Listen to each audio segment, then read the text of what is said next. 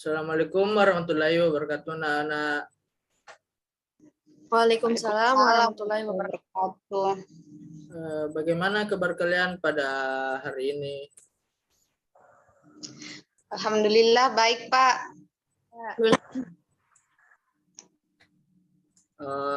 Alhamdulillah, jika kalian semua baik-baik saja, Bapak sangat senang mendengarnya. Hari ini, walaupun tetap di rumah masing-masing ya, semoga pada pandemi COVID ini segera selesai dan situasi kembali normal, sehingga kita semua dapat beraktivitas seperti biasanya lagi. Sebelumnya, saya ucapkan terima kasih kepada anak-anakku sekalian yang telah berkenan hadir dalam kegiatan konseling kelompok hari ini. Baiklah, sebelum kita mulai kegiatan konseling kelompok pada siang ini, mari kita berdoa terlebih dahulu agar kegiatan ini berjalan dengan lancar dan tidak ada halangan apapun. Silahkan dari kalian, apakah ada yang bersedia untuk memimpin doa? Saya, Pak. Oke, silakan, Nak. Baik. Marilah kita berdoa menurut agama dan kepercayaan masing-masing. Doa dimulai.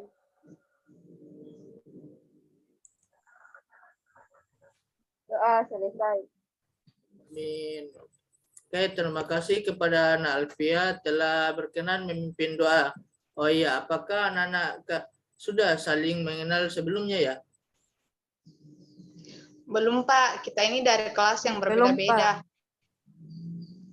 Wah, tidak seru dong kalau kalian belum saling mengenal. Alangkah baiknya jika kalian perkenalkan diri terlebih dahulu. Untuk lebih mengenal, silahkan anak-anak sebut nama panggilan kalian dan kelas kalian ya. Iya, Pak. Perkenalkan, saya Ayuni Kanita, biasa dipanggil Yuni dari kelas 11 MIPA 1. Baik, perkenalkan Pak, nama saya Jumriani, biasa dipanggil Ani oleh teman-teman saya. Saya dari kelas 11 IPA 1. Perkenalkan, saya Nurul Alfia, biasa dipanggil Alfia dari kelas 11 IPS 2. Baiklah, kalian sudah saling mengenal sekarang. Bapak harap setelah kegiatan ini kalian bisa menjadi teman yang lebih baik dan saling sapa sebelumnya. Baiklah, seperti yang tadi Bapak utarakan sebelumnya bahwa kita akan melakukan kegiatan konseling kelompok pada hari ini. Dari teman-teman yang ada yang tahu kegiatan konseling kelompok itu apa? Kelompok diskusi mengenai masalah apa yang ada pada setiap orang, Pak. Jadi intinya yang dikonseling itu adalah individu yang bermasalah ya, Pak? Menyelesaikan masalah secara berdiskusi dengan teman dan guru BK, Pak. Bagus sekali pendapat kalian semua. Terima kasih ya.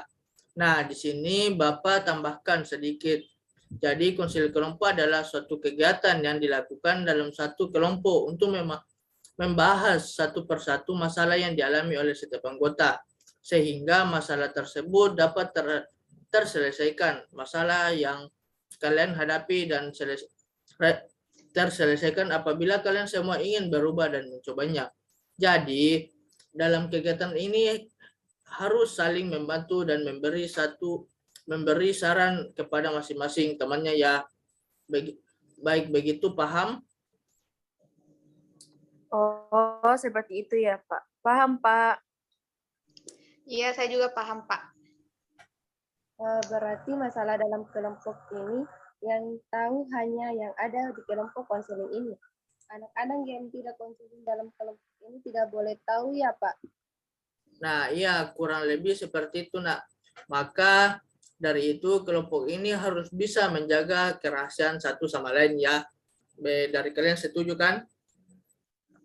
Setuju, Pak. Itu Pak.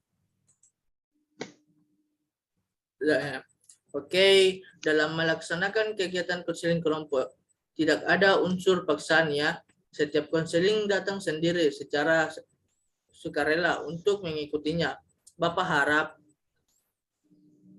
ingin tanya pada kalian, apakah ada yang dengan terpaksa mengikuti kegiatan konseling kelompok ini?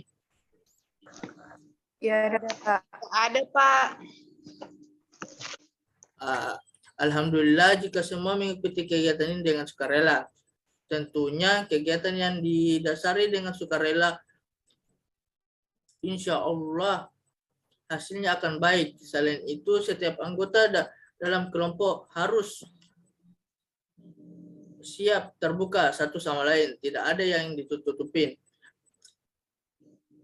Alam artinya setiap anggota dalam mengemukakan permasalahannya harus jujur apa adanya dan tidak ada yang ditutup-tutupi.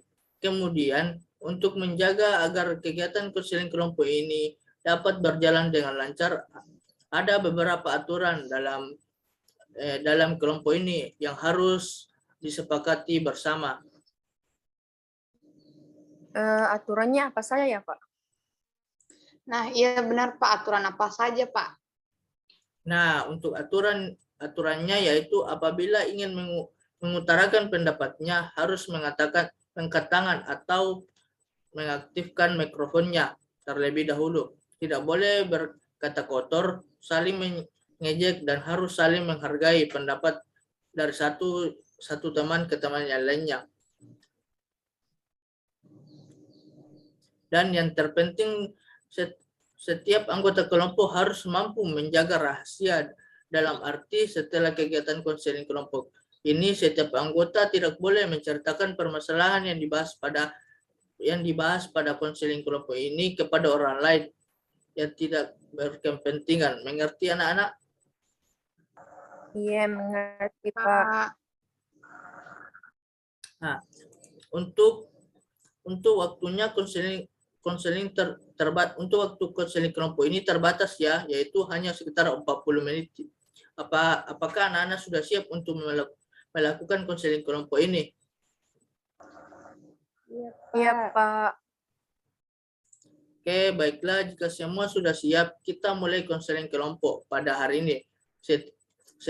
Seperti yang telah Bapak utarakan dari awal bahwa dalam kegiatan konseling kelompok ini, kita akan membahas satu persatu masalah yang dialami oleh setiap kelompok.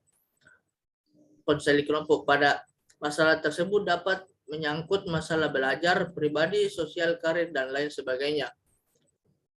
Silakan dari setiap anggota kelompok utarakan permasalahan apa yang ingin kalian ubah dan hilangkan dalam diri kalian. Dari Saudari Jumriani. Nah, kalau saya sih Pak, masalah yang terpenting saat ini, saya tuh kesulitan menentukan model belajar yang cocok bagi diri saya, sehingga nilai dalam sekolah saya tuh semakin menurun, Pak. Oh, seperti itu ya. Oke, selanjutnya itu kepada Saudari Nurul Alfiah. Kalau saya Pak merasa bahwa orang-orang di sekitar saya itu tidak suka dengan saya, Pak. Wah, oke, selanjutnya ke Saudari Ayuni. Kalau Pak ragu akan hubungan pertemanan saya dengan teman-teman sekelas, Pak. Teman-teman saya mulai menjauhi saya, Pak. Wah, ternyata anak-anak sangat antusias untuk memperbaiki hidup dan perilaku kalian menjadi baik ya. Bapak harap sangat memahami keadaan anak-anak saat ini. Akan tetapi pada pertemuan kali ini kita hanya bisa membahas satu permasalahan terlebih dahulu. Jadi kita sepakati terlebih dahulu permasalahan siapa yang ingin kita bahas lebih dahulu. Permasalahannya Alfia, Pak. Bagaimana?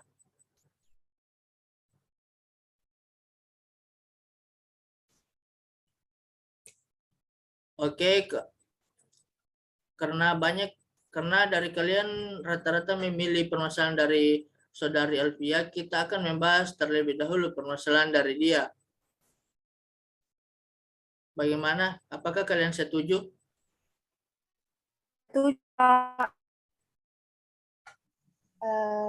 Begini Pak, ketika di kelas banyak teman-teman yang saling berkomunikasi dan bercanda, tapi saya merasa sendiri dan tidak ada yang peduli. Saya berpikir bahwa semua orang pada dasarnya sendiri, lahir sendiri dan masuk lingkungan pun sendiri. Jadi saya harus mampu melakukan apapun sendiri. Sampai beberapa teman menanyakan perubahan yang terjadi pada diri saya, tetapi saya tetap menutup diri. Berangkat masuk kelas, setelah selesai langsung pulang ke rumah.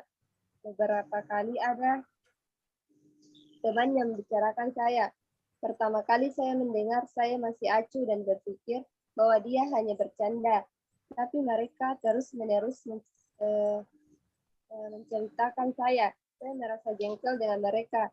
Saya merasa orang lain hanya bisa bicara dan berkomentar tanpa mengetahui apa yang sebenarnya sedang saya alami dan rasakan, Pak.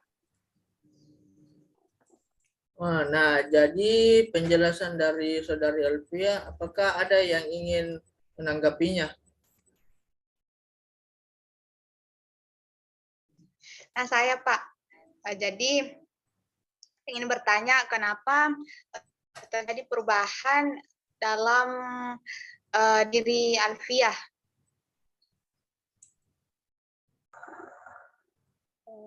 Iya, beberapa bulan lalu sahabat saya meninggal dunia. Saya sedih banget dan ingin menutup diri begitu. Wah, Bapak turut berduka cita ya, dan teman-teman sangat mengerti apa yang kini kamu rasakan. Iya, sabar ya. Kamu harus bangkit lagi. Nah, iya betul, kamu sebaiknya harus kembali beraktivitas seperti biasa lagi. Iya, makasih teman-teman. Tapi saya terlanjur tidak suka dengan anggapan teman-temanku di kelas. Jadi saya pilih kemana-mana. Sendiri saja. Bagus sekali tanggapan dari teman-temannya. Bapak ingin bertanya kepada Saudari Alfia, apa yang membedakan kondisi kamu ketika berada dalam kondisi ini dengan sebelumnya, Nak? Sekarang saya lebih banyak diam, Pak. Padahal biasanya saya sering sekali berbicara dengan teman saya. Bapak melihat dari hal ini benar-benar sulit bagi kamu ya. Coba teman-teman amati sisi lain dari perubahan yang sedang dialami oleh Saudari Alfia ini.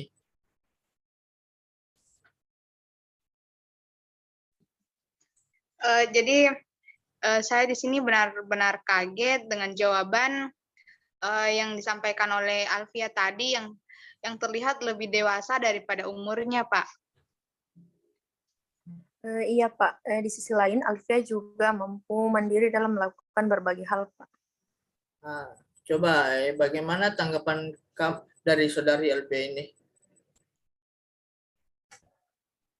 Iya sih, Pak. Saya merasa ini adalah proses pendewasaan diri saya. Saya merasa memang pola pikir saya yang kurang matang sehingga proses pendewasaan ini banyak lika-liku yang harus saya hadapi, Pak. Ya, betul sekali. Tapi kamu harus bisa beradaptasi pula dengan lingkungan.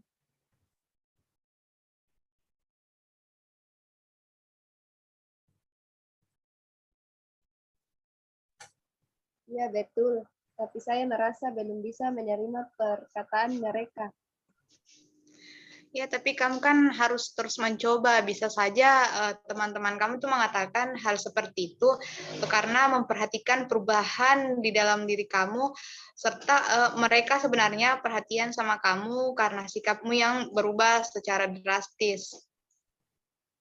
Nah, iya, bisa jadi seperti itu. Bagus sekali. Coba kita amati bersama-sama. Jika kita memiliki tangga dengan 10 anak tangga. Coba gambarkan pada tangga 1 kondisi konseling 2 seperti apa? Tanggapan pertama menggambarkan bahwa Alfia masih sangat merasakan kesulitan mengatur permasalahannya dan merasa orang sangat jahat. Bagus sekali. Apakah ada tanggapan lain? Tidak, Pak. Saya setuju dengan apa yang disampaikan oleh Ayuni. Baiklah. Kalau tangga ke-10 bagaimana? Nah, tangga ke-10 adalah titik keberhasilan bahwa Alfia ini sudah mampu berinteraksi dengan teman-temannya dan bisa kembali menjadi dirinya yang lebih ceria dari hari ini. Nah, bagus. Jadi tangga ke-10 adalah titik keberhasilan titik keberhasilan dari Alfia. Titik kemenangan atau permasalahan yang sudah dilaluinya. Semangat Alfia.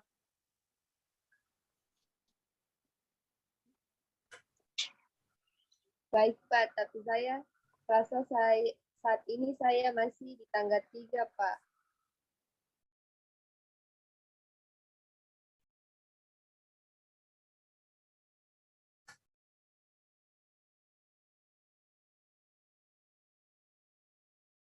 Oh iya, tangga keberapa yang menjadi tujuan kamu?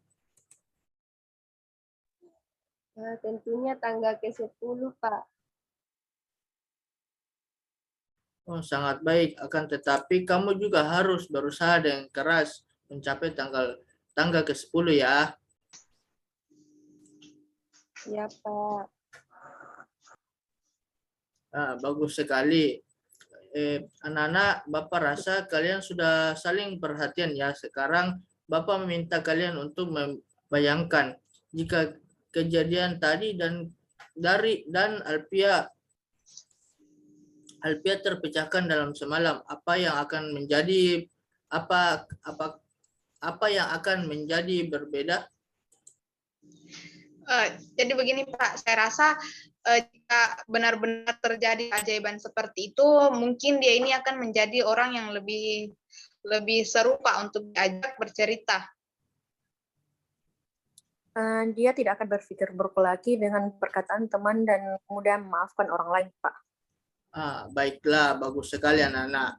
Kalau menurut Alfia bagaimana? Menurut saya benar apa yang dikatakan teman-teman saya Pak.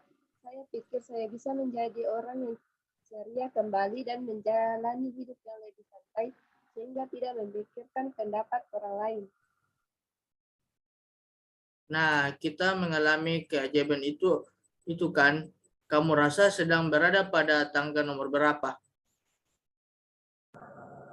Nomor 7 Pak, karena banyak sekali yang sudah berubah pada diri saya. Bapak sangat senang mendengarnya. Semangat selalu ya. Baiklah, sepertinya waktu kita sudah hampir habis. Bagaimana kalau kita akhiri sesi konseling kelompok pada hari ini? Dan masalah yang lainnya bisa kita bahas kembali pada pertemuan selanjutnya. Bagaimana anak-anakku? Iya Pak, setuju. Iya Iya, Pak. Pak. Setuju, Pak. Oke, baiklah. Mari kalau begitu kita akhiri saja pertemuan ini. Bapak mengucapkan terima kasih karena kalian telah menyempatkan hadir ya.